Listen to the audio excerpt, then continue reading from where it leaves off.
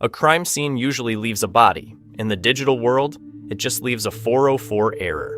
In October 2012, Twitter bought a startup called Vine for $30 million. It hadn't even launched yet. Fast forward 4 years. Vine was the heart of the internet.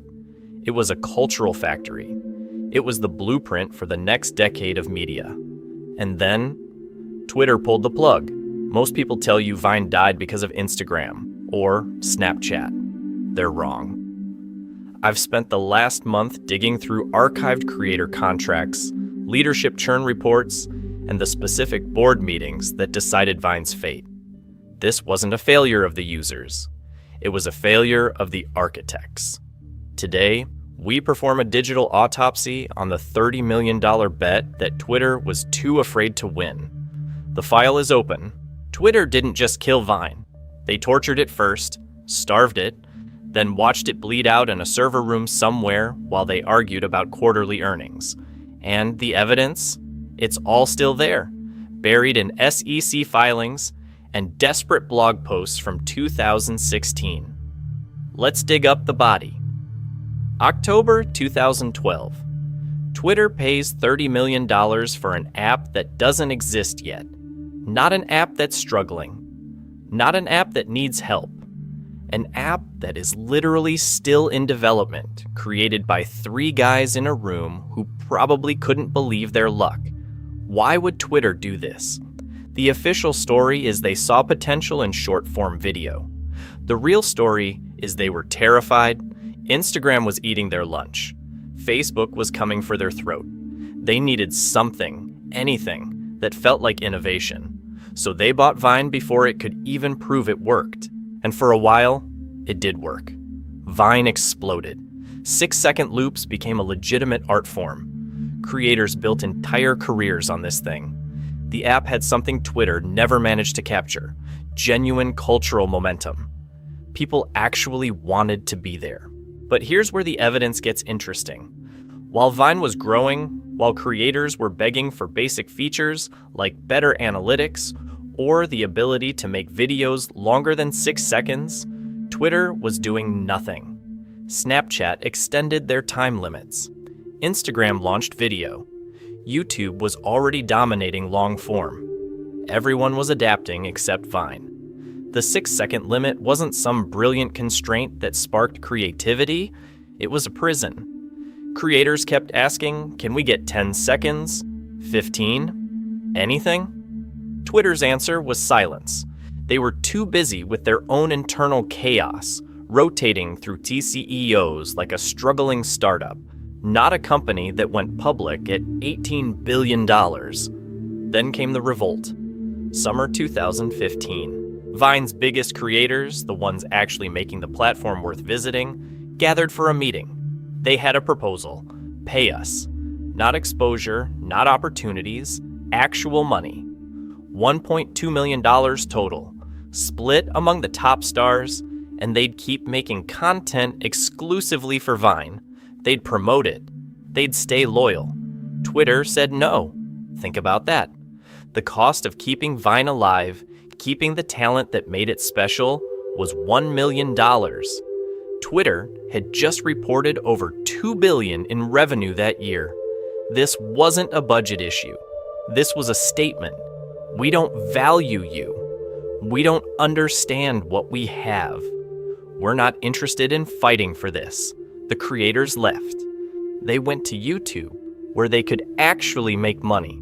They went to Instagram, where the tools were better. And Vine started dying immediately.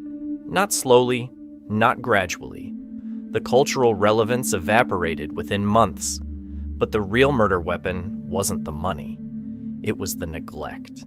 While Vine was begging for resources, Twitter was hemorrhaging executives and pivoting strategies every quarter. 4 different CEOs in Vine's 4-year lifespan. Nobody was steering the ship because nobody cared enough to grab the wheel.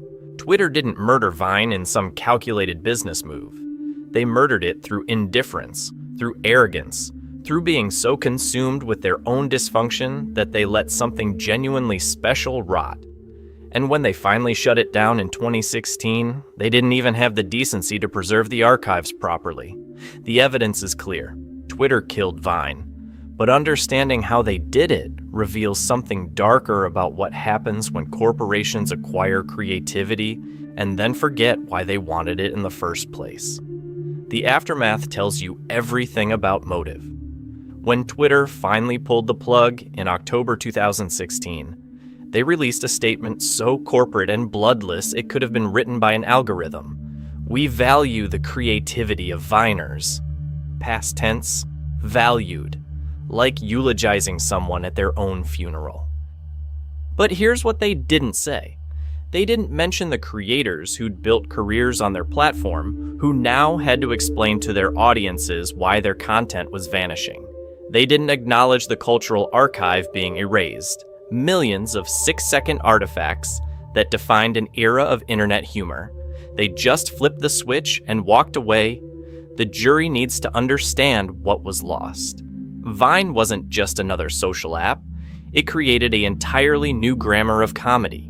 The hard cut, the perfectly timed loop, the way a punchline could live in the space between the end and the beginning. Comedians studied Vine the way film students study Kubrick.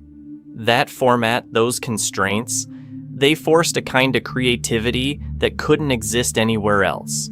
Twitter had lightning in a bottle, and they used it as a nightlight. Meanwhile, the executives who let this happen, they're fine. Jack Dorsey came back as CEO, then left again, then started another company. Dick Costolo, who was CEO during Vine's peak, he's doing venture capital now. Nobody faced consequences for this corporate manslaughter. Nobody had to answer for why they'd rather let something die than admit they didn't know how to run it. And the creators? They scattered. Some made it on YouTube. Some pivoted to Instagram. A few became legitimately famous. But most just disappeared. Their audiences fragmented across platforms that didn't understand what made them special in the first place. The 6-second format was their superpower. Take that away, and they were starting over. Here's the evidence that seals it. In 2018, 2 years after killing Vine, Twitter tried to bring it back. They announced Vine 2. A resurrection, a second chance. The internet actually got excited. Maybe they'd learned. Maybe they understood now what they'd thrown away. They canceled it 3 months later, before it even launched. Blamed it on funding, on resources, on market conditions. All the same excuses, all the same indifference. That's when you know it wasn't murder, it was who they were. Twitter looked at creativity, at community, at something people genuinely loved, and they saw a liability, something that required attention they weren't willing to give, investment they couldn't justify to shareholders who wanted growth metrics, not cultural impact. The verdict writes itself. Twitter killed Vine through systematic neglect, through corporate cowardice, through valuing their own dysfunction over something that actually worked. They had 4 years to save it. 4 years of warnings, of creators begging, of competitors proving the model could thrive. They chose death every single time. The evidence doesn't lie, the defense rests. So what do we do with this? What's the lesson here for the jury to take home? It's simple and it's brutal. When corporations buy creativity, they're not buying it to nurture it.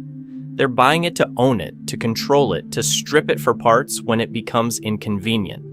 Twitter didn't want Vine to succeed on its own terms. They wanted it to succeed on Twitter's terms, which meant it couldn't succeed at all. And the saddest part? We let them get away with it. We mourned Vine for a week, made some nostalgic compilations, then moved on to whatever app promised to fill the void. TikTok built an empire on Vine's grave, and nobody at Twitter even noticed because they were too busy imploding in new and exciting ways. The case is closed. The evidence is overwhelming. Twitter murdered Vine through indifference, incompetence, and institutional arrogance. They had every opportunity to save it and chose profit margins over cultural legacy every single time. But here's the thing about murder. The body might be gone, but the impact lingers. Every time you watch a perfectly timed TikTok, Every time you see a loop that makes you laugh without knowing why, you're seeing Vine's ghost. The format lives on because the creativity was real, even if the platform wasn't built to sustain it. Twitter killed Vine, but they couldn't kill what Vine proved was possible. And maybe that's the one piece of justice we get.